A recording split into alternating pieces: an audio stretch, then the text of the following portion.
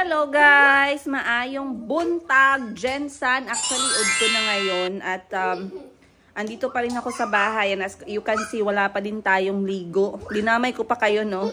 Wala pa rin akong ligo. I took things very slowly today dahil kagabi ay gabing-gabi na kami natapos sa photoshoot ni Mayumi. At it was quite an experience as you saw sa ating episode na yon. There's a lot of learning, there's a lot of realization. It was very emotional for me watching Mayumi having her newborn photo shoot and reflecting about everything that we've been through together as a family. Remembering all those times na feeling ko hindi ko kakayanin at feeling ko Mayumi inside of me was suffering also emotionally kasi lahat ng nangyari was, I know, was not easy. But God is good and I have a very loving family and I have you guys continuously giving us support kahit na nanonood lang kayo, nagko-comment, nagme-messages, and it really kept us through. It kept us through, and Mayumi and I and my kids are stronger than ever, and we believe that we deserve more. We deserve more, and talagang pinaglaban ko na I will not accept any nonsense and any BS and anything that I know I don't deserve. Okay? So, fast forward, we are here at this moment and you guys are still there. So, maraming salamat. Time check natin ngayon ay alas 10 pasado na ng umaga at kami lang ng mga bata ngayon dito dahil si Auntie ay pumunta ng palengke. Ayan. Again, proud moments ko to para kay Auntie Christine kasi she's not afraid at all to get out there and to try. Kasi tinanong ko siya ilang beses, Auntie, wala tayong sasakyan ngayon. Are you ready to go to the market? At sobrang excited siya. Sabi niya, kaya ko, I can do it. Yes, of course I can. So sabi ko, are you sure? Kasi kung feeling mo natatakot ka, you don't have to go.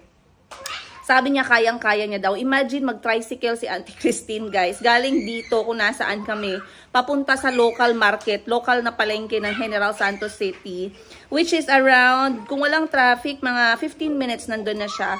So, sabi niya, okay lang daw siya mag-tricycle. So, sinulat ko sa kanya yung mga bibilhin niya sa palengke, which is, by the way, hindi niya first time sa palengke ng Jensan. She has been doing our market day for quite some time now. I think this is now the 4th or the 5th time na namamalengke si Auntie. Though the only difference is this time, siya ay nag-tricycle, nag-local transport. Alam ko magva-vlog yan si Auntie. So huwag niyong kalimutan i-follow ang kanyang YouTube channel. Ayan, Tulye Mele. Tulye Mele is Ugandan language for come on, let's eat. O, diba? Kainan na. Ganun ang Tulye Mele. Ang ganda ng name ng kanyang channel. So, abangan nyo ang kanyang video. Alam ko mag-upload yan si Auntie ng kanyang experience papunta sa palengke. Pagsakay niya ng tricycle, pakikipag-usap niya sa driver, at ang kanyang pamimili ng isda at gulay. O, diba? Sana all. So, sabi ko kay Auntie, magmamamalengke ka, can you try to do it in 1 hour? Para pagbalik mo, ako naman yung lalabas. So, maingay yung mga bata, guys. We are having... May puwet si Chico. Tabunan natin. We are having a screen cleanse. Ibig sabihin, 2 days na kaming, 2 days or 3 days na silang walang screen time. No phones, no gadgets, no TV. And I let them be. Maingay man sila. O, diba? Maingay man sila. Pero kakasabi ko lang ng So, anyway, nag-iingay man sila at nagkakalat. Okay lang. Actually, hindi pa nga makalat yan eh. Kanina medyo makalat pero naglinis sila. And right now, suot-suot na ni Calby yung kanyang blocks while Chico and him are playing with the flashlight. Yun yung mga toys nila, guys. And I'm really happy.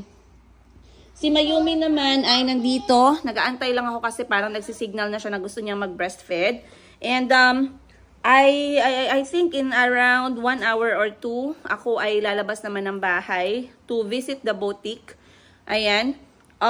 Other than that, let's see what's going to happen today. But like I said, you guys, I am not going to be here without you. I appreciate your love. I appreciate your presence in our life. Maraming salamat sa inyo na walang sawang nagmamahal sa akin. Walang sawang nagmamahal sa mga anak ko. Walang sawang nagmamahal kay Kuya Kahil, kay Kulit Kulot, kay Chico Chico, at syempre kay Mayumi. at sinusundan kami sa kwento-kwento ng aming buhay hanggang sa aming pinakabagong Facebook page, 4 at ako. Ayan, maraming salamat po. I know that you guys are missing the other brothers, Kuya Nasri and Muhammad Ali. Right now, I don't have any updates for you guys. I tried to I'm trying still, pero it's not easy at all, and I don't want to give you guys something na will make us all sad. All I can do is mag-pray na lang tayo at mag-hope na it will get better in the future. Like I said, inaanyayahan ko si Kuya Nasri na pumunta dito over the summer, but I'm not getting any promising response at the moment. But we will try. Anyway guys, samahan niyo ako ngayong araw for this episode, and yeah, I'll see you guys.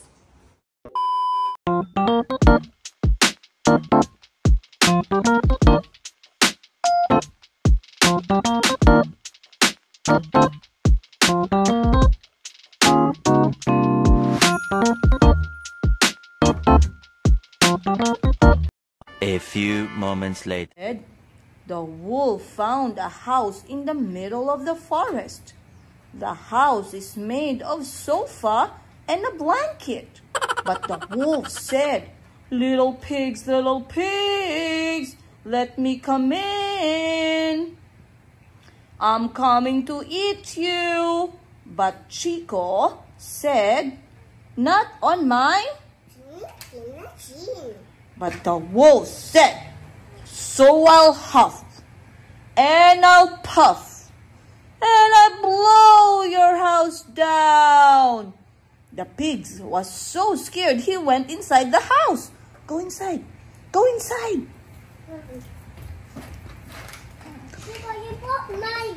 Sorry. And the wolf started blowing. Oh. Oh. Oh no, the house is not blown away. The wolf tried again. He huffed and he puffed. Oh no! The wolf got so tired and he got so mad he could blow the house down. This house of Chico and Kulot is so strong. Let me leave.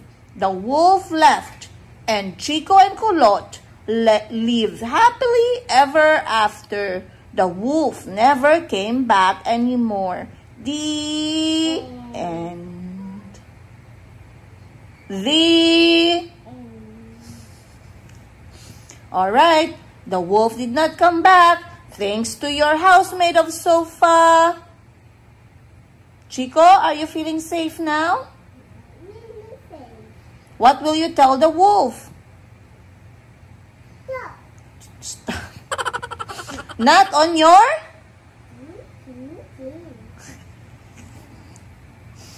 Alright, now you can come out because the wolf left already, and the wolf will never come back.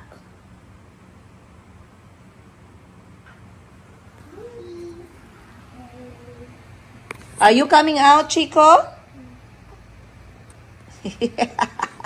Favorite talaga nila yung story ng The Three Little Pigs. Pag sinabi mo yung story ng Three Little Pigs, si Chico talaga very anong tawag mo dyan sa English? Very attentive. Ayun. Ano ba, princess? Parang nag-level down yung utak mo, ah. Nakabalik si auntie. Akala ko hindi niya na mahahanap ang bahay pabalik. Were you able to get everything from the market? How's your tricycle ride? It was fun. Okay. Yeah. So how much did you pay from the market up to here? From the market, they charged me 100, but I bargained. I gave him 80. But going, I paid 30. That's okay. Now you know. Yeah, how was the experience? Good? Yeah, it was very good. Yeah, that's good. Very many people, they want photos. It's okay. Never mind. You'll get used to it. I was starting to get scared because I was thinking you should be back here already 30 minutes ago. So now you can manage. Yeah, I can even going to the mall. Yes. Okay. Even I met Shinya. I was like, no, that you can manage to come alone. Yes. Did you vlog? No, I did not. Why? I was telling them, you guys watch out for Auntie's vlog. I did not. Why not? Not. Why not? It was a tricycle ride. Would have been exciting. I told her, guys, watch out for the next upload of Auntie. She went by tricycle. I did not. Alright guys, natapos din kami sa aming live selling. Actually, ito yung pinakaunang live selling ko sa ating Mayumi Thailand Closet. Maraming salamat po sa lahat ng pumunta at sumuporta ngayong araw sa aking live. Nakabenta po kami ng aming mga stocks, which is a good news para makapag-restock kami ulit ng bago galing Bangkok, Thailand. At so far so good, at si Mayumi ay masarap ang tulog. Busog na busog din siguro siya kasi nagpadede ako bago kami nakarating dito sa shop. So at least goods tayo doon. Ang gagawin namin ngayon after ng live ay aayusin ulit yung shop kasi hinubaran namin ang mannequin, guys. Sana all mannequin nahuhubaran pa. Hoy, joke lang yun guys. Baka sabihin nyo, nag-egat-egat na si Madam. O, mag-joke naman tayo paminsan para hindi masyadong mabigat ang buhay. Yahoo! So anyway, after naming mag-live, ayusin namin yung shop and then magre-reply kami sa lahat ng mga nag-mine, sa lahat ng mga bumili at para ma-close yung mga orders and then packing namin today or tomorrow morning kasi every Wednesday and Saturday yung aming pagpapadala ng mga items. Once again, maraming salamat everyone. Ngayon, ako'y magme-merienda. So, may merienda tayo. Courtesy of my loving sister. Maraming salamat at she, aming eldest sister. I love you. Lagi kami iniisip.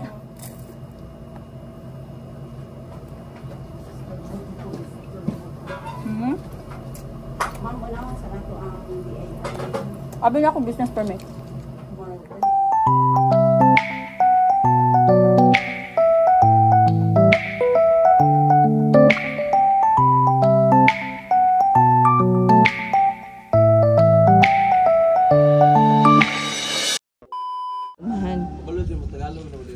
Dili pa gamay lang. Magunta naman sila kung naay di masabtan. Alright guys, good morning. Time check natin alas 10 ng umaga. At dito ako sa bahay ulit, syempre. Kasi kailangan nating mag-check ng mga improvement. At kung meron tayong mga pinapagawa, kailangan tingnan natin at kausapin yung mga service provider kung kamusta naman. So far, ayan na ang ating grass. Pinapalitan ko pala to guys ng full grass. Kasi yung mahirap, medyo matagal tumubo kapag hindi full. So ayan, pina-full grass natin para mas mabilis kumalat ang damo. Ito ay mabait na damo, hindi yung damong naninira. And then pinalagyan dito ng puting bato. As you can see, yan siya. So dito yung kanyang pathway steps. Then dito sa wall meron na ding groupings ng plants. Ito maganda to kapag napuno to eh. Yan. Tsaka etong isa. Medyo maitim yung kanyang dahon. Ito naman yung aking paborito kasi parang sunshine. Sobrang ganda. So etong mga hollow blocks pina-order ko para sa extension sa likod. Tara puntahan natin. Samahan niyo ako. Ayan sila auntie tsaka mga bata. Sinama ko today para makita nila yung bahay. Tsaka kung ano yung improvement. So dito sa likod, ganyan ang itsura niya. So finally guys, nagproblema ako dito before kasi wala kaming mohon or yung palatandaan kung hanggang saan yung aking lote. Pero dahil gagawin na yung mga kabilang bahay, nagkaroon na rin ako ng mohon dito. So pinapatuloy ko na yung extension. Ayan. So basically dito sa likod ilalagay ang tatlo. Kusina, laundry area at saka kwarto. So kapag yung kwarto is para sa helper, na if ever mag-add ng helper para sa pagluluto at paglilinis ng bahay, merong kwarto sa likod. Hindi na kailangang dumaan sa loob ng bahay. At the same time, meron din ditong lutuan para hindi mangamoy sa loob. And then palagyan natin ng exhaust. Other than that, syempre, hugasan ng mga pinggan and kaldero. Then, dito na lang din natin i-organize para hindi na kailangan sa loob gawin yung mga behind the scenes ng pagluluto. So, sa loob, mga maliliit lang na bagay like serving, washing few dishes. Pero yung mga malakihan talaga at main luto dito sa likod.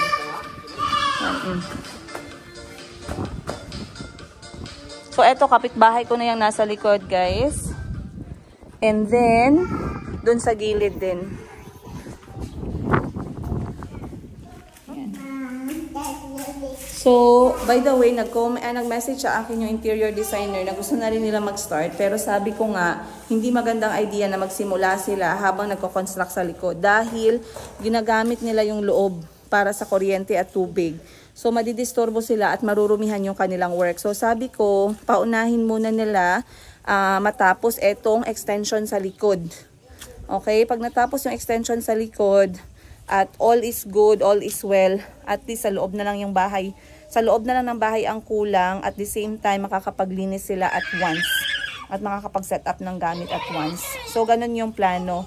I am hoping na by February, ayan, katapusan ng February, magiging ready na yung bahay sa paglipat namin.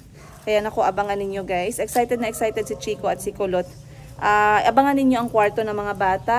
Ayan. Abangan nyo yung kwarto namin ni Mayumi. Simple lang guys, simple lang. Basta meron lang kompletong gamit at comfort at safe yung mga bata. Kasi at least ito, kahit na lumindol, hindi ako natatakot dahil 1 floor lang siya. Ayan. Paggabi nga pala, iniiwan namin naka-on yung ilaw.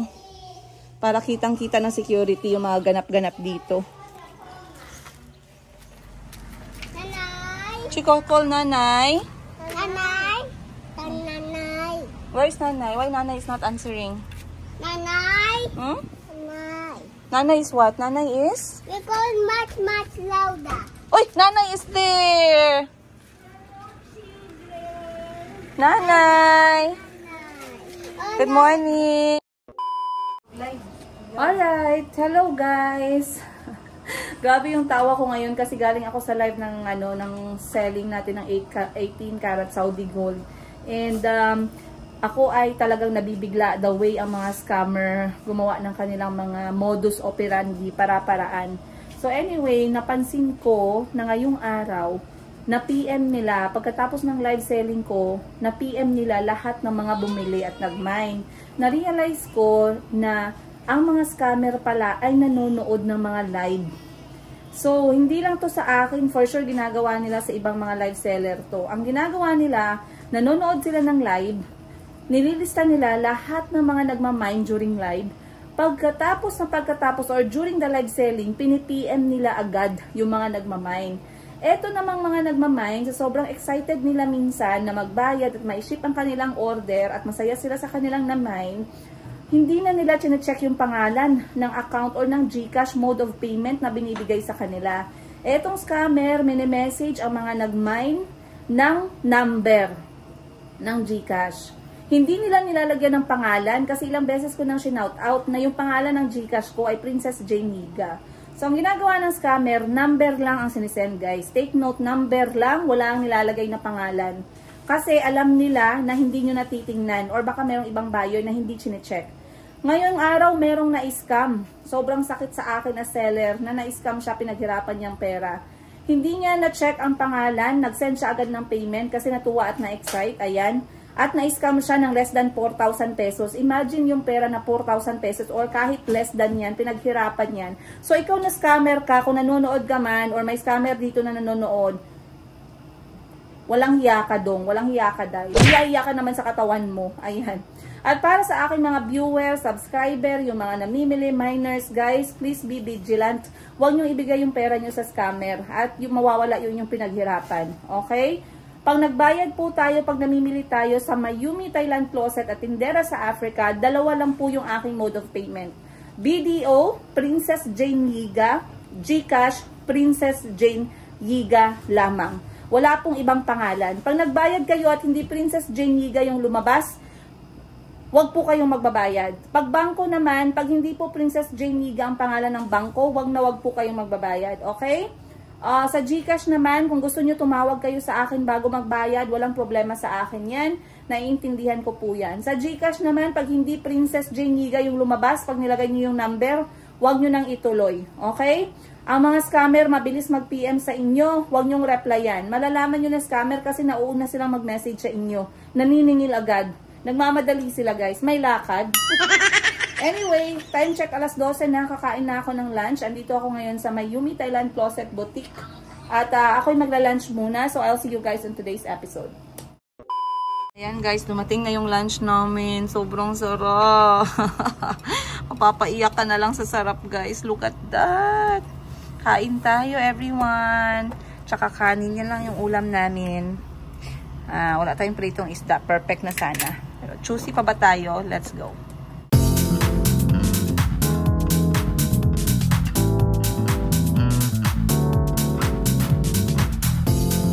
An eternity later. Alright guys, ayan at nakauwi na ako ng bahay. Time check natin, alas 8 na ng gabi.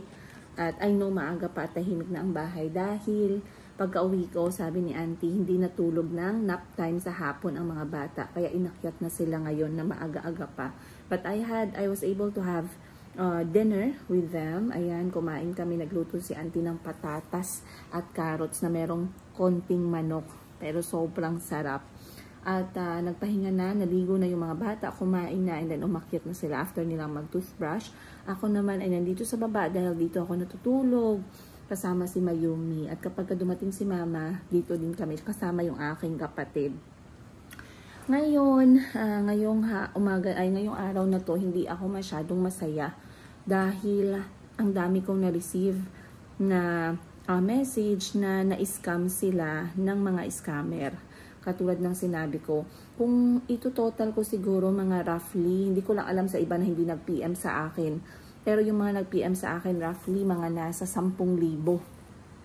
Ang total ng na-scam, merong 2,000 plus, merong 3,000 plus, merong isa 4,000 plus, merong isa 3,000 plus dahil nag-order siya ng singsing. ng earrings. So, ako'y lungkot na lungkot para sa mga nag-mine at na-scam dahil pinaghirapan ninyo yung pera.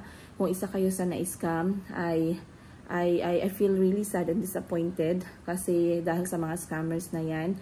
And I want to take this chance para i-share at i-shout out sa lahat sa inyo na mga mahilig mag-online shopping na be vigilant. Hindi masama na bumili online, pero kasi ako na-experience ko na rin ma-scam. And I had my own mistake as well. Pero there's a lot of ways para masigurado natin na hindi tayo maloloko ng mga scammer na yan. Katulad ng sinabi ko, unang-una, kapag nagbayad po kayo sa akin, sa mga binibenta ko, isang pangalan lang po talaga lahat ang mode of payment ko. Okay? Ang pangalan ko talaga ay Princess Jane Giga sa aking mode of payment. Yun lang, wala nang iba. Alright? So, pag nagbayad kayo, tingnan nyo po yung pangalan ng binabayaran ninyo. Ikalawa, kapag nag-live po ako, hindi po ako nauunang mag-PM sa inyo. Kapag kayo po ay bumibili, mag-PM po kayong mauna sa akin. Alright? Then, lagi po ninyong tandaan na Princess Jane Giga lang po talaga. Alam ko, inuulit-ulit ko na, siguro masakit na sa tenga ninyo, pero ayoko rin na mangyari ito sa iba, kaya inuulit natin. Okay? Once again, out of 100% na namimili sa akin, at least siguro may 2% or 1% na nadadala sa mga scammers. So, dun ako nalulungkot dahil alam ko kung paano ninyo pinaghihirapan ang bawat piso na meron kayo. Katulad lang din ng sa akin yan, guys. Ako'y hirap na hirap sa pagkakapital, pagbebenta para lang makauwi ako ng ipon or pera panggastos naming mag-iina. Kaya I really feel you. Alam ko. Pero kahit naman ganun guys, natatawa din ako sa iba nating mga buyers at miners kanina sa live na nag-PM sa akin na naisahan nila yung mga scammer. At talagang tawang-tawa ako dahil natutuwa ako kung gaano sila ka-vigilant. Merong isa na nag-message sa akin, ma'am, malapit po akong biktimahin ng isang scammer. Ito po yung aming chat. So, nag-usap sila. Ngayon, hinihingan siya ng bayad ng scammer. Alam nyo guys, kinokopya kasi agad ng mga scammer ang mga social media pages ng mga online seller. Kaya yan, hindi po natin kayang pigilan yan. Pero, ang ginawa nitong aking isang buyer, nakipag-chat, chinat siya, and then hinihingan daw siya ng bayad. Ngayon, Sabi niya, anong pangalan ng GCash? Ang pangalan ng GCash nga ay hindi Princess Yiga. Kaya sinagot niya, ay Princess Jane Yiga yung alam ko na babayaran ko. Hindi alam niyo guys, blinak ka agad. O, diba? Sana all. So, approve tayo dyan. Yung isa naman na nag-message sa akin, ma'am, minessage ako ng scammer. Sabi ko, anong nangyari? Sanad sa akin ang kanilang chat box. Hinihingan din siya ng pera pambayad. Isasend daw sa kanyang GCash. Ngayon, dahil itong aking customer na to ay repeat buyer na sa akin at long time customer ko na, ang sabi niya sa scammer, kung ikaw nga si Princess Jane Yiga, magkano ang binayaran ko sa last na pang-shopping ko sa iyo? Diba sana all pang Miss Universe ang question. Guys, galit na galit ang scammer. Guys, so binlock agad si Madam. Ganyan dapat. Magtanong muna kayo anong pangalan ng GCash na to. Diba? Or Luisa, or Mary Jane, or Layla. Wag na wag talaga kayo magpadala, guys.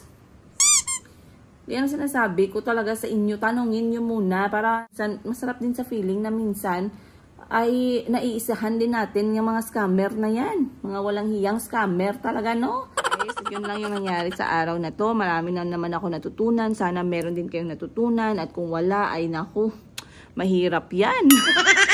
At sana ay natuwa kayo at na-inspire kayo in any way.